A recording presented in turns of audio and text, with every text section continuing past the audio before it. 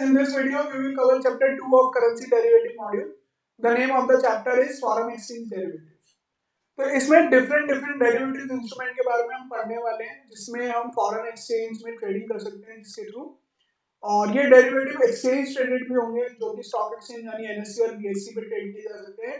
और ये कुछ ओटीसी डेरिवेटिव भी हैं जैसे कि स्वैप्स हो गया, फॉरवर्ड और स्पॉट हो गया, जिसको हम अक्रॉस द टेबल बैठ के सेटल आउट भी कर सकते हैं। तो सबसे पहले ये समझते हैं कि डेरिवेटिव्स का क्या मतलब होता है और व्हाट कम्स अंडर डेरिवेटिव्स। तो देखिए डेरिवेटिव्स जो है that comes from a word derive. ये डिराइव वर्ड से निकला है, और डिराइव मतलब जिसने वैल्यू किसी दूसरे इंस्ट्रूमेंट से लिया है, जिसकी वैल्यू दूसरे इंस्ट्रूमेंट से या दूसरे एसेट से लिया है, और जिसको बोलते हैं हम अंडरलाइंग एसेट। तो ये जो दूसरा एसेट है इसको हम बोलते हैं अंडरलाइंग एसेट यानी ओरिजिनल एसेट। तो डेरिवेटिव क्या है? इस ओरिजिनल एसेट का डेरिवेटिव है, यानी डुप्लीकेट है, एक तरह सॉर्ट ऑफ अ डुप्लीकेट जिसकी वैल्यू हम ओरिजिनल एसेट से ही लेते हैं। So derivative is something that derive from another asset called the underlying asset. समझ आ गया? तो जो करेंसी के डेरिवेटिव्स हैं उनकी परफॉर्मेंस किस पे डिपेंड करती होगी? जो करेंसी पेयर्स के ओरिजिनल प्राइस हैं, जो करेंसी पेयर्स के जो स्पॉट प्राइस होते होंगे, जो इंटरबैंक स्पॉट प्राइस होते होंगे, उस पे इसका प्राइस जो है डिपेंड करेगा। आप समझ रहे हैं? तो ये जो स्पॉट प्राइस है इसी को हम अंडरलाइंग प्राइस बोलेंगे इस केस में।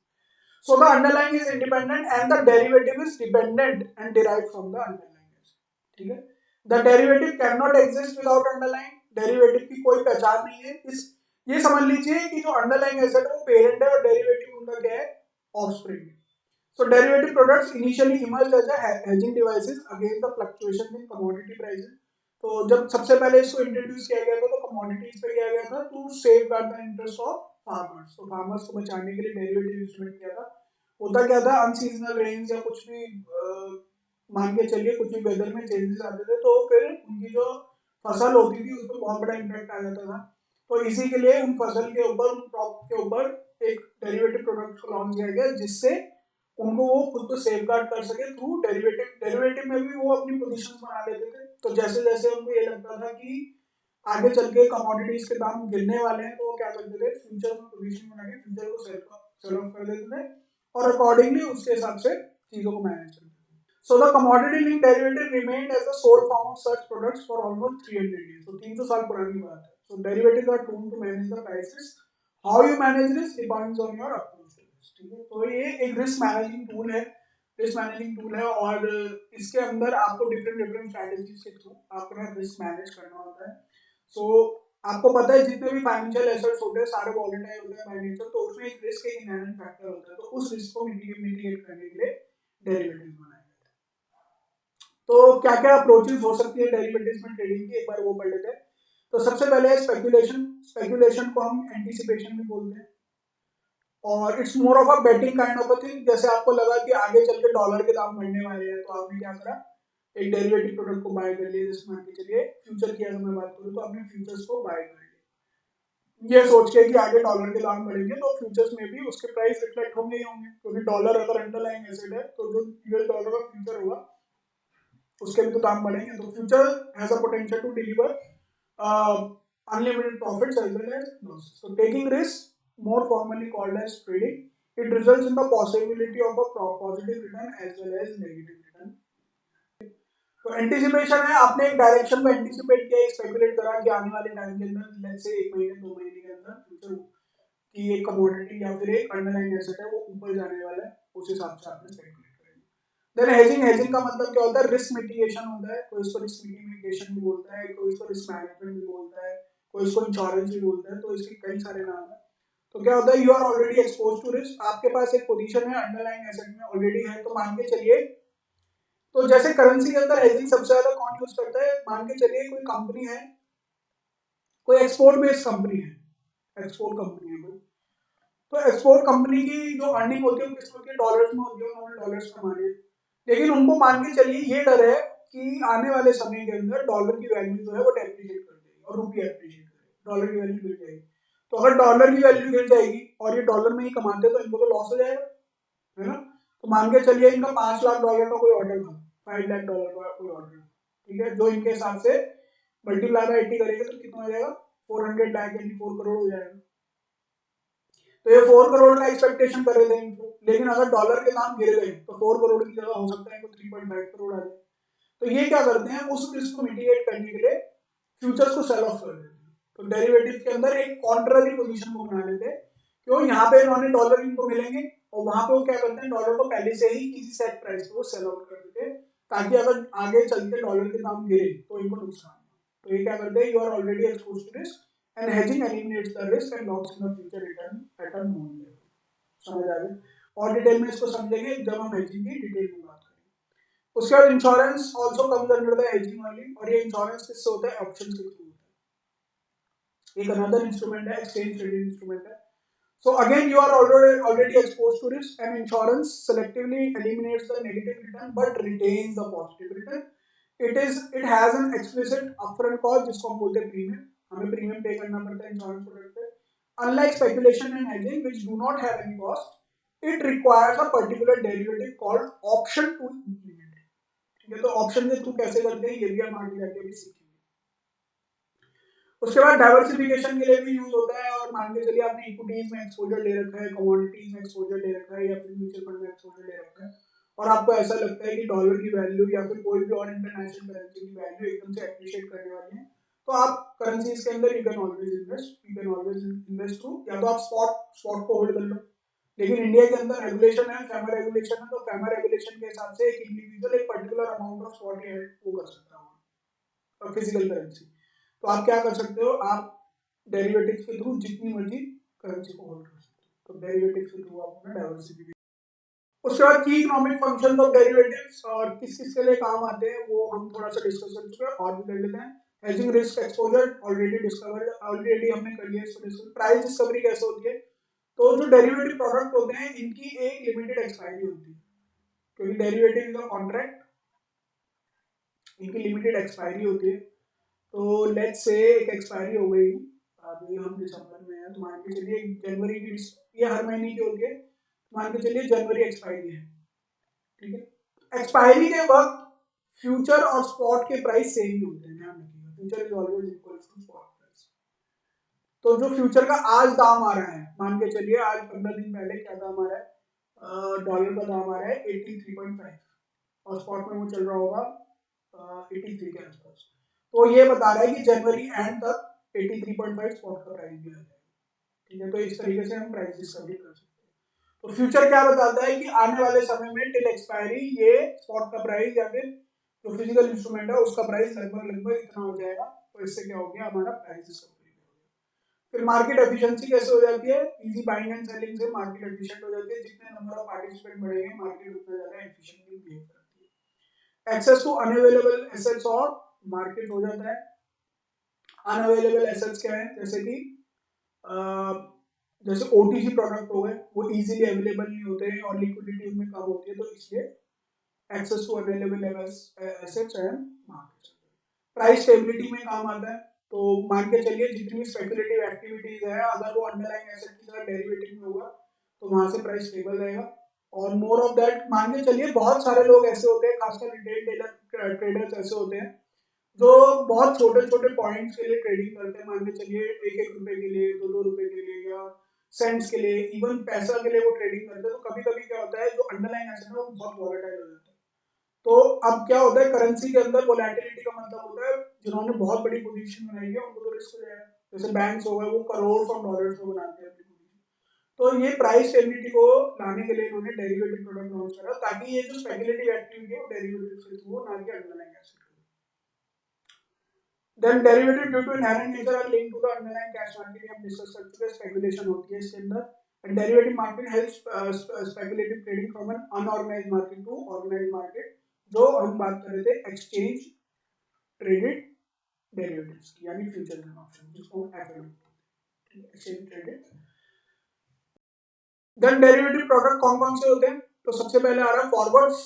तो फॉरवर्ड क्या होते हैं, मान के चलिए आप आमने सामने दो बंदों ने बैठ के एक शर्त लगा ली, तो एक कहता है कि डॉलर की वैल्यू बढ़ेगी और एक कहता है डॉलर की वैल्यू गिरेगी। तो जो कहता है डॉलर की वैल्यू बढ़ेगी वो क्या करेगा, बाय करेगा, और जो कहता है डॉलर की वैल्यू गिरेगी वो सेल करेगा। तो उसको पता है आने वाले समय में डॉलर की वैल्यू।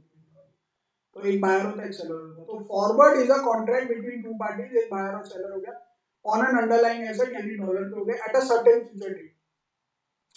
अब ये भी तो बात है कि किसी जिसने ये बोला है कि डॉलर की वैल्यू बढ़ेगी, वो ये भी तो बोले कब तक बढ़ेगी, कौन सी तारीख तक बढ़ेगी।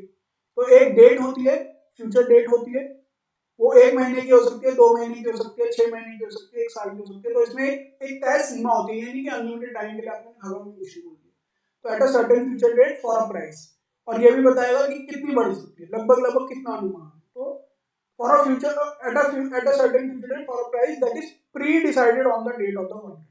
तो जब ये शर्त लगी है, जब वो सामने आमने सामने बैठे हैं, ये तभी उसी दिन डिसाइड हो जाएगा कि समय कितना रखना है और प्राइस कितना तय करना है, वो उसी टाइम पे आपको डिसाइड करना पड़ेगा। तो both the parties are obliged to honour the transaction irrespective of the price of the. तो आप लोगों को दोनों को, मतलब बायर को क्या करना है, पैसे पे करने हैं सेलर को, और सेलर को क्या करना है, डिलीवरी देनी पड़ेगी, डिलीवरी ऑफ डॉलर देना पड़ेगा। तो ये आपको ध्यान रखना है। तो फॉरवर्ड क्या है, नॉन एक्सचेंज ट्रेडेड है और ओटीसी प्रोडक्ट है। ध्यान रखना, ये ओटीसी प्रोडक्ट है, आमने सामने बैठ के होता है, इसके अंदर कोई गारंटी नहीं है, कोई सेटलमेंट नहीं है, तो कैश के थ्रू या फिर डिलीवरी के थ्रू आप सेटल कर सकते। लेकिन जो फ्यूचर है वो फॉरवर्ड का ही एक्सचेंज ट्रेडेड वर्जन सेम है, लेकिन ये एक्सचेंज ट्रेडेड है, यानी इसकी सेटलमेंट गारंटेड है, इसमें एक मिडल मैन है, और ये टेलर मेड नहीं है, यानी स्टैंडर्डाइज है। इसकी क्वांटिटीज डिफाइन है कि एक कॉन्ट्रैक्ट साइज के अंदर कितनी क्वांटिटी ऑफ करेंसी होगी, लेकिन फॉरवर्ड के अंदर कोई क्वांटिटी डिफाइन नहीं है। हम दोनों शर्त कितनी मर्जी लगा लो, जैसी मर्जी लगा लो। तो a future contract is similar to forward, लेकिन except that the deal is made through an organised and regulated exchange, जो मैं कह रहा था, rather than being negotiated directly between the two parties. Indeed, we may say futures are exchange traded forward contract. दोनों same है, लेकिन ये exchange traded है, तो इसकी सेटलमेंट गारंटी है, कैसे, clearing corporation of US. Then option is also exchange traded, एक ये भी एक्सचेंज ट्रेडेड है, यानी ये भी स्टॉक एक्सचेंज के थ्रू आप ट्रेड कर सकते हो, नेशनल स्टॉक एक्सचेंज या फिर बॉम्बे स्टॉक एक्सचेंज। तो क्या कहते हैं, it is a contract that gives the right but not the obligation, आपको हक देता है, अधिकार देता है, जिम्मेदारी नहीं देता, टू बाय और sell the underlying at a stated date and price, यानी इसमें भी प्राइस और डेट दोनों आपको पहले से ही तय करना पड़ता है डेरिवेटिव में, लेकिन इसके अंदर हक आपको खरीदने का भी मिलता है और बेचने का भी मिलता है। तो खरीदने का कब मिलता है, जब आप कॉल ऑप्शन लेंगे, यह भी हम आगे जाके और डिटेल में पढ़ने वाले हैं, और बेचने का आपको तब अधिकार मिलता है जब आप पुट ऑप्शन लेते हैं। तो अभी बस इतना ही समझिए।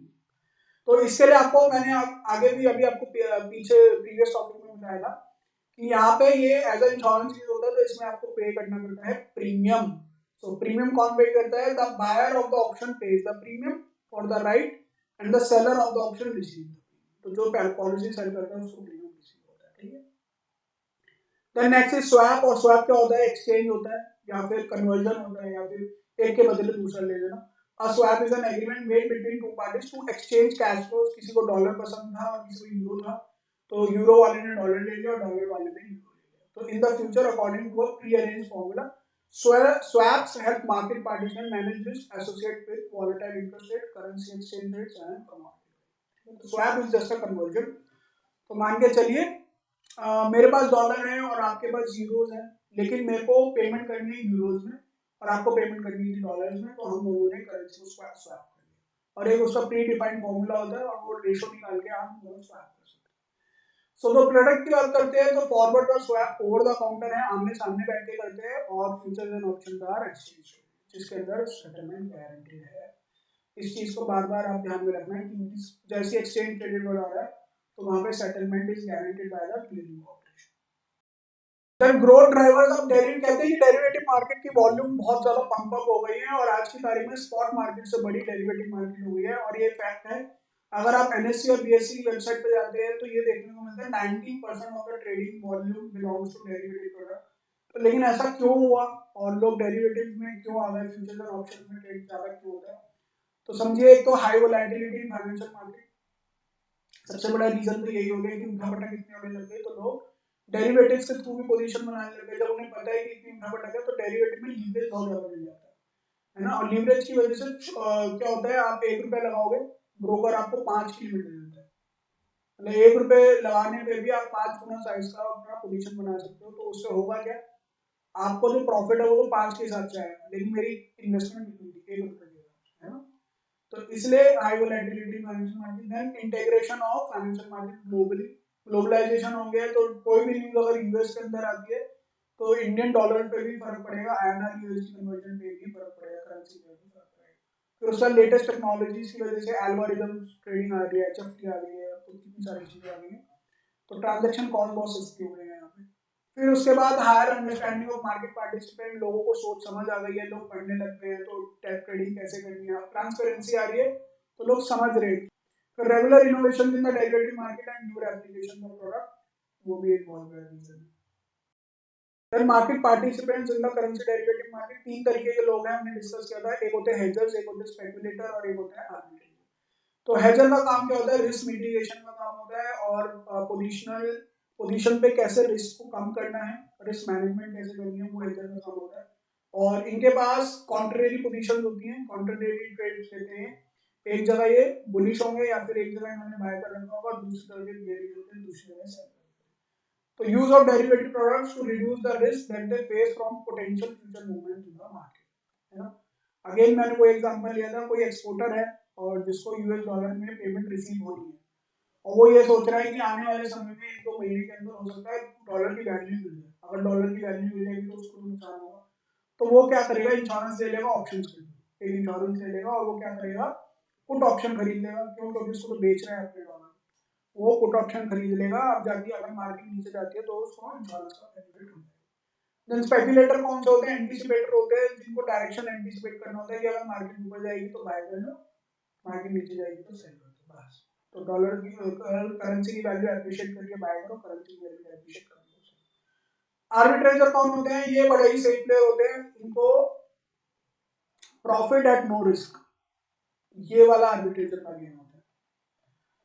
तो aims at benefiting from the price differences of the same asset in two different markets. कैसे, मान के चलिए इंडिया में ना दो एक्सचेंजेस हैं, एनएससी और बीएससी, दो एक्सचेंज हैं, नेशन वाइड ट्रेडिंग टर्मिनल है, कोई भी ट्रेड कर सकता है। तो मान के चलिए एनएससी पे जो $1 की वैल्यू आ रही थी वो आ रही थी 84, लेकिन बीएससी पे $1 की वैल्यू गलती से आ गई 83.5, तो 50 पैसा सस्ता हो गया। तो अब ये क्या करेगा, बीएससी पे बाय कर लेंगे आर्बिट्रेजर और एनएससी पे सेल कर देंगे, तो उनको 50 पैसे का रिस्क फ्री प्रॉफिट होगा। तो इसलिए आर्बिट्रेजर्स जो होते हैं वो रिस्क फ्री प्रॉफिट्स के लिए खेलते हैं, और आर्बिट्रेजर्स का जो रिटर्न रहता है प्रैक्टिकल लाइफ में बहुत कम रहता है, क्योंकि ऐसे बहुत कम अपॉर्चुनिटीज आती है जब आप उसको प्राइस डिफरेंसेस को एक्सप्लॉइट कर पाते हो, बहुत रेयर ओकेजन होते हैं, और ये मैनुअली पॉसिबल नहीं होता है, ये सब किससे होता है, एल्गोरिथम से होता है, तो आपको सिस्टम ट्रेडिंग करनी पड़ती है। It's a difference between exchange traded derivative और ओटीसी डेरिवेटिव में क्या फर्क होता है, ऑलरेडी अभी डिस्कस कर चुके हैं, एक बार फिर देखते हैं। तो मतलब क्या है दोनों का, तो ओवर द काउंटर जो होती है आमने सामने बैठ के उसको बोलते हैं, is a decentralised dealer market where brokers and dealers transact directly by computer network और फोन। आमने सामने की जगह फोन पे बात कर लेते हैं, फोन पे बात कर लिया या फिर मेल के थ्रू बात कर लिया, तो इसी तरीके से यही मतलब है आमने सामने। लेकिन एक्सचेंज में ना तो बायर सेलर को जानता होता है, ना सेलर बायर को जानता होता है, बस एक मार्केट बनाई है, रेगुलराइज्ड मार्केट है और गारंटीड है यहाँ पे। तो exchange is an organized and regulated market wherein trading of derivatives take place between buyer and seller in a safe, transparent way। अब यहाँ पे मार्केट मेकर कौन है, मतलब बायर और सेलर को कौन मिलवाता है, डीलर मिलवाता है, फॉरेक्स डीलर बोलते हैं। और यहाँ पे मार्केट मेकर कौन है, एक्सचेंज, यहाँ पे स्टॉक एक्सचेंज ही होती है। फिजिकल लोकेशन इनकी नहीं होती है, फोन पे बात कर लो या आमने सामने बैठ लो, लेकिन एक्सचेंज तो फिजिकल लोकेशन है, कहाँ पे, Bombay. Bombay stock exchange, national stock exchange दोनों बॉम्बे पे ही लोकेटेड है, लंबी लंबी ऊंची ऊंची बिल्डिंग है। देन ट्रेडिंग आज 24/7, जब आपको चाहिए तब फोन कर दो, लेकिन एक्सचेंज आ गया और इसका टाइम है 9 से लेकर 5, 9 AM से लेकर 5। ट्रांसपेरेंसी यहाँ पे होती ही नहीं, बिल्कुल ट्रांसपेरेंसी नहीं होती, यहाँ पे बहुत ज्यादा ट्रांसपेरेंसी होती है, क्यों, क्योंकि आप एक्सचेंज में सबको ट्रैक कर सकते हैं। ट्रांसपेरेंसी मतलब transparency in relation to price, आपको प्राइस यहाँ पे पता ही नहीं होंगे, यहाँ पे स्क्रीन पे ट्रेडिंग टर्मिनल पे सब कुछ दिखता है। देन कॉन्ट्रैक्ट कस्टमाइज, आप जैसे चाहो वैसा कॉन्ट्रैक्ट रख लो, लेकिन एक्सचेंज में तो एक्सचेंज बताता है कितनी क्वांटिटी रखनी है, क्या प्राइस रखना है, क्या एक्सपायरी रखनी है और डिलीवरी किस तरीके से। देन रिस्कीनेस हाई, यहाँ पे ओटीसी में हो सकता है सामने वाली पार्टी आपको पेमेंट देने से मना कर दिया, डिलीवरी देने से मना कर दिया, लेकिन यहाँ पे एक्सचेंज ट्रेडेड में रिस्क होता ही नहीं है, क्यों, क्योंकि क्लियरिंग ऑपरेशन की अपनी गारंटी होती है, सेटलमेंट की गारंटी होती है, तो वो कर उनको दिलाना ही पड़ता है, वो उसको सेटल करते ही करते हैं।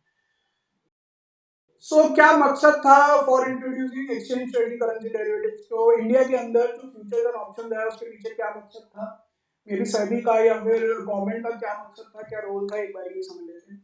So the rational for establishing the currency futures market is many four, बहुत सारे रीजन थे। So both the resident and non resident purchase domestic currency assets. तो हम बात कर रहे हैं एनआरआईज की और फॉरेन डायरेक्ट इन्वेस्टमेंट और फॉरेन पोर्टफोलियो इन्वेस्टमेंट, हम दोनों की बात कर रहे हैं। So if the exchange rate remains unchanged from the time of purchase of the asset to its sale, no gains and losses are made out of currency exposure. क्या कह रहा है? हम बात करते हैं एनआरआईज की। मान के चलिए यूएस का एक एनआरआई है, यूएसए से आया है और उसने इंडिया के रियल एस्टेट मार्केट में लगाया पैसे। तो ये एनआरआई तो डॉलर लेके आएगा, यूएस डॉलर लेकर आया और मान के चलिए ये लेकर आया 1 मिलियन। तो इसने 10 लाख यूएस डॉलर इंडिया में लगाए, ठीक है, इंडिया के रियल एस्टेट में लगा दिए, हाँ रियल एस्टेट में लगा दिए। तो ये कह रहा है कि अगर करेंसी मार्केट नहीं होगी तो ये क्या करेंगे, जब ये 10 लाख डॉलर वापस लेके जाएगा, मान के चलिए इसने रियल एस्टेट 3 साल के लिए खरीदा था, उसने इसको सेल ऑफ कर दिया। तो अब जब ये 3 साल बाद सेल ऑफ करने जाएगा तो जिस भाव पे लेकर आया था उसी भाव पे इसको वापस हो जाएगा। तो ना तो किसी को प्रॉफिट होने वाला, ना तो किसी को लॉस होने वाला। तो इन शॉर्ट ये कह रहे हैं कि ऐसी मार्केट भी तो डेवलप करो जिसमें लोगों को प्रॉफिट और लॉस समझ आए, है ना। तो इन्होंने मार्केट डेवलप कर दी थी और डिमांड और सप्लाई के बेसिस पे वहां पे profit and loss. So no gains and losses are made out of currency exposure, but if domestic currency depreciates or appreciates against the foreign currency, the exposure will be divided into, अगर market बन जाएगी तो एक बढ़ेगी एक घटेगी और जिससे फिर आदमी को प्रॉफिट और लॉस भी होने लग जाएगा। Then there is a strong need to hedge currency risk, इस पॉइंट को हम बहुत बार डिस्कस कर चुके हैं। Currency futures are expected to bring about better price discovery, इसको हम डिस्कस कर चुके हैं। क्यों? क्योंकि एक्सपायरी का प्राइस अभी से दिखा देता है फ्यूचर, है ना, 1 महीने 2 महीने की एक्सपायरी का प्राइस वो दिखा देता है। तो इससे क्या होता है, बेटर प्राइस डिस्कवरी हो जाती है, एक अंदाजा लग जाता है कि कहीं ना कहीं 1-2 महीने के अंदर ये पर्टिकुलर अंडरलाइन करेंसी कहाँ तक जाने वाली है। This was the last topic of this chapter and this chapter is over, second chapter is over. That's it for today's class. We'll discuss the new topic in next video.